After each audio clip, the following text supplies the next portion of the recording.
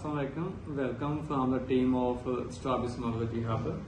Today our topic of discussion is PODT. PODT stand for Post Operative Diplopia Test. तो आज हम discuss ये करेंगे कि पोस्ट ऑपरेटिव डिप्लोपिया टेस्ट होता क्या है, इसको हम परफॉर्म कैसे करते हैं, इसका प्रोसीजर क्या है और ये इसकी सिग्निफिकेंस क्या है, इसकी इंपॉर्टेंस क्या है, प्री ऑप या पोस्ट ऑप हमें क्या इससे इंफॉर्मेशन क्या मिलती है। Post operative diplopia test that means कि ये हम सर्जरी करने से पहले पेशेंट का टेस्ट परफॉर्म करते हैं, जिससे हमें ये पता चल जाता है कि जब पोस्ट ऑफ पेशेंट होगा तो पेशेंट को डिप्लोपिया होगा या नहीं होगा, ताकि जो सर्जन है वो सर्जरी करते हुए केयरफुल रहे। अब सपोज कर लेते हैं कि पेशेंट को एक्सोट्रोपिया है और ऑल्टरनेट एक्सोट्रोपिया है, ठीक है, और ऑल्टरनेट एक्सोट्रोपिया है 40 प्रिज्म डॉक्टर का। कितना? 40। तो डिफरेंट बुक्स में डिफरेंट लिखा हुआ है। ऑन एवरेज हम 15 प्रिज्म डायोप्टर जो हमारा रिक्वायर्ड टारगेट है उससे नीचे जाएंगे और 15 प्रिज्म डायोप्टर ओवर करेक्ट करेंगे। फिर हम देखेंगे कि अंडर करेक्ट करने से या ओवर करेक्ट करने से पेशेंट को डिप्लोपिया तो नहीं होता। हम पर इसका ना प्रोसीजर डिस्कस कर लेते हैं। ये बेसिकली हम करते हैं with the help of the prism box. अब सपोज मैं ही पेशेंट हूँ, मुझे जो है वो एक्सोट्रोपिया है 40 प्रिज्म डॉक्टर का। तो प्रिज्म हम वैसे 15 प्रिज्म डॉक्टर नीचे से स्टार्ट करेंगे, तो दैट मीन्स कि 40 है तो 25 प्रिज्म डॉक्टर हम रखेंगे। पेशेंट को एक्सोट्रोपिया तो वही होगी कि apex toward deviation like this. Prism रखेंगे और डिस्टेंस पे 6 मीटर के डिस्टेंस पे according to the visual acuity of the patient हम उसको टारगेट देंगे। सिंगल लेटर टारगेट होगा या आप स्पॉट लाइट भी दे सकते हैं।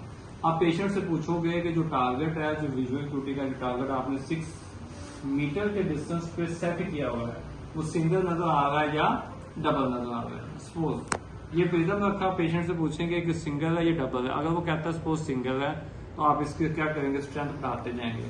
25 से आप किस पे आ जाएंगे, 30 पे आ जाएंगे। और प्रिज्म की ओरिएंटेशन वही होगी कि एपेक्स टुवर्ड डेविएशन। इसी तरह 40 तक जाएंगे। 40 के बाद फिर आप कहां जाएंगे, 45 प्रिज्म डॉक्टर पे। और पेशेंट से पूछेंगे कि उसको सिंगल नजर आ रहा है या डबल नजर आ रहा है। फिर इसी तरह हम कैसे जाएंगे, 50 प्रिज्म डॉक्टर से, और पेशेंट को वही टारगेट दिखाएंगे और पेशेंट से पूछेंगे कि सिंगल नजर आ रहा है या डबल नजर आ रहा है। सपोज अगर आपका जो पीओडीटी है वो आपने 50 क्रॉस करना है, तो फिर आप कैसे करेंगे, फिर आप क्या करेंगे, सपोज आपने 55 पे जाना है तो आप 5 प्रिज्म डॉक्टर एक नया प्रिज्म उठाएंगे। तो दो ऑप्शंस होती हैं, या तो आप इसको स्प्लिट भी कर सकते हैं लाइक दिस। एक आंख के आगे जो है वो 5 प्रिज्म डॉक्टर होगा और दूसरी आंख के आगे 50 प्रिज्म डायोप्टर होगा। ये होता है स्प्लिटिंग प्रोसीजर। या आप इसको स्टैक भी कर सकते हैं, एक प्रिज्म के ऊपर दूसरा प्रिज्म रख देते हैं, ये ऐसे, ये स्टैकिंग हो जाएगी। प्रिज्म को वैसे रखते हैं एपेक्स टुवर्ड डेविएशन। और पेशेंट से हम पूछते हैं कि पेशेंट को सिंगल नजर आ रहा है या डबल नजर आ रहा है। अब स्प्लिट जो स्प्लिटिंग होती है वो ज्यादा इजी होती है एज कम्पेयर टू स्टैकिंग, क्योंकि स्टैकिंग का नुकसान क्या होता है कि जैसे आप प्रिज्म की स्ट्रेंथ बढ़ाते हैं और प्रिज्म के ऊपर प्रिज्म स्टैक करते हैं, तो जिससे क्या होता है कि प्रिज्मेटिक इफेक्ट बढ़ जाता है। तो जो आपका रिक्वायर्ड टारगेट है वो क्या हो जाता है, ब्लर हो जाता है। तो पेशेंट जो है वो इतना अच्छा फिक्सेट नहीं कर पाता। तो बेहतर ये है कि आप क्या करें कि पेशेंट को स्प्लिट कर दें, एक आंख पे एक प्रिज्म, दूसरी आंख पे दूसरा प्रिज्म। अब हम डिस्कस कर लेते हैं कि हमें ये पीओटीटी परफॉर्म करने की जरूरत क्या है। जब हमने एक रिक्वायर्ड एंगल ऑफ डेविएशन जो हमारा है वो 40 प्रिज्म डॉक्टर है, 50 या 60 सो ऑन जो भी है, हमने उसका प्रिज्म कवर टेस्ट परफॉर्म किया। प्रिज्म कवर टेस्ट परफॉर्म करने के बाद हमने उसका एंगल ऑफ डेविएशन मेजर कर लिया। अब हमें पोस्ट ऑपरेटिव डिप्लोपिया टेस्ट करने की जरूरत क्या है, वो इसलिए जरूरत है क्योंकि हमने सर्जन को एक फ्लेक्सिबल रेंज देनी होती है। अब जरूरी तो नहीं कि वो 40 है तो 40 का 40 करेक्ट हो, या कुछ एंगल ऑफ डेविएशन बहुत ज्यादा होते हैं, जैसे मोर देन 60-70 होते हैं, सारे के सारे करेक्ट नहीं होते। तो बेसिकली अंडर करेक्शन और ओवर करेक्शन की आपने सर्जन को एक फ्लेक्सिबल रेंज देनी होती है कि सर्जन यहां तक फ्लेक्सिबल है। अगर post operative diplopia test positive आता है, सपोज पेशेंट का एंगल ऑफ डेविएशन 40 है और हम 45 करते हैं, 45 पे उसको डिप्लोपिया हो जाता है, 40 पे वो सिंगल है। हम सर्जन को बताएंगे कि ये 45 पे इसको क्या होता है, डिप्लोपिया। तो सर्जन का माइंडसेट क्या होगा कि उसने कभी भी ओवर करेक्ट नहीं करना। वो क्या करेगा, पेशेंट को हमेशा अंडर करेक्ट रखेगा। तो वो अपना जो टारगेट है वो 40 नहीं करेगा, क्या कर देगा, 35 कर देगा। अब समझ आ गई? ताकि हमने एक सर्जन को फ्लेक्सिबल रेंज देनी है। इसी तरह सपोज एंगल ऑफ डेविएशन हमारे पास एक्चुअल कितना है, 40 है, अगर उसका 35 पे पॉजिटिव आ गया है तो दैट मीन्स कि अगर उसको अंडर करेक्ट करेगा सर्जन या अंडर करेक्शन हो जाएगी तो पेशेंट को क्या होगा, diplopia. This is also known as a pathological diplopia, या हम इसे क्या कहते हैं, इंटरैक्टिव डिप्लोपिया, और ये फिर खत्म भी नहीं होता। तो फिर हम सर्जन को क्या क्या देंगे, एक माइंडसेट उसका क्या होगा कि वो उसको ओवर करेक्ट कर सकता है, अंडर करेक्ट नहीं कर सकता।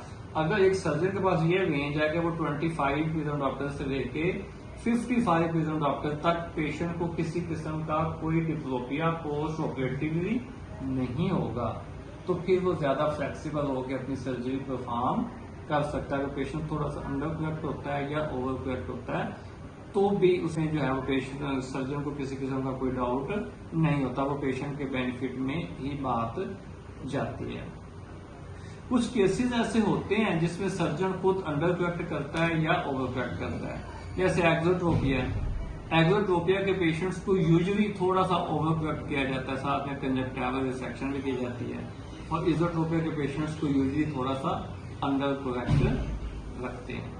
ठीक है, this is all about the post operative diplopia test. मैं ये एक स्पेशल मैसेज देना चाहूंगा तमाम हेल्थ केयर प्रोफेशनल्स को, आई केयर प्रोफेशनल्स को, स्पेशली सर्जन्स को, कि सर्जरी करने से पहले आप पेशेंट का एक दफा पोस्ट ऑपरेटिव डिप्लोपिया टेस्ट लाजमी चेक कर लें।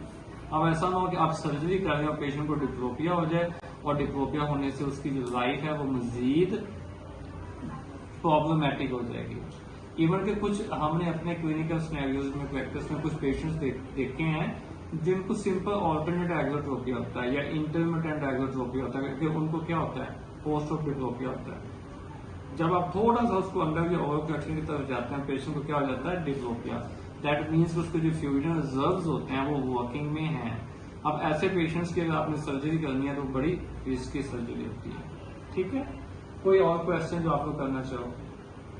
सर, पीओडीटी के लिए अंडर एक्शन जो हम करते हैं वो 15 से कम कर सकते हैं? 20 भी कर सकते हैं। एक जो कंसीडरेबल रेंज है जो डिफरेंट सर्जन ने मिलकर डिसाइड की हुई है वो 15 है, कि आप मार्जिन 15 to 20 विजन डॉक्टर का देते हैं। 15 to 20 विजन डॉक्टर आप रिक्वायर्ड टारगेट से नीचे आ सकते हैं और 15 to 20 विजन डॉक्टर आप ऊपर जा सकते हैं। कोई और क्वेश्चन? सर, पीओडीटी हम with help of prisms perform करते हैं, तो ऐसा मेथड है जिसमें हम विदाउट प्रिज्म भी कर सकते हैं? हाँ, एक ऐसा प्रोसीजर है, वो है बोचुलिनियम टॉक्सिन। हम बेसिकली पेशेंट को क्या लगाते हैं, बोटॉक्स, जिसे कॉमन नेम बोटॉक्स है, उसको क्या कहते हैं, बोचुलिनियम टॉक्सिन। वो टॉक्सिन लगा के पेशेंट की आई को स्ट्रेट करेंगे, फिर पेशेंट को ऑब्जर्व करेंगे कि पेशेंट को डिप्लोपिया हो रहा है या डिप्लोपिया नहीं होगा। लेकिन बोचुलिनियम टॉक्सिन ज्यादा इन नहीं है क्योंकि ये इंटरवेंशनल है, और इंटरवेंशन को यूजुअली जो है वो मैक्सिमम लोग क्या करते हैं, डिस्करेज करते हैं। जब एक आपके पास नॉन इन्वेसिव प्रोसीजर है लाइक प्रिज्म्स हैं, तो हमें एक इन्वेसिव या एक इंटरवेंशन करने की क्या जरूरत है। फिर एक बात, फिर दूसरी बात ये होती है कि जब आप बोटॉक्स लगाते हैं तो उससे मसल की फाइब्रोसिस भी हो जाती है।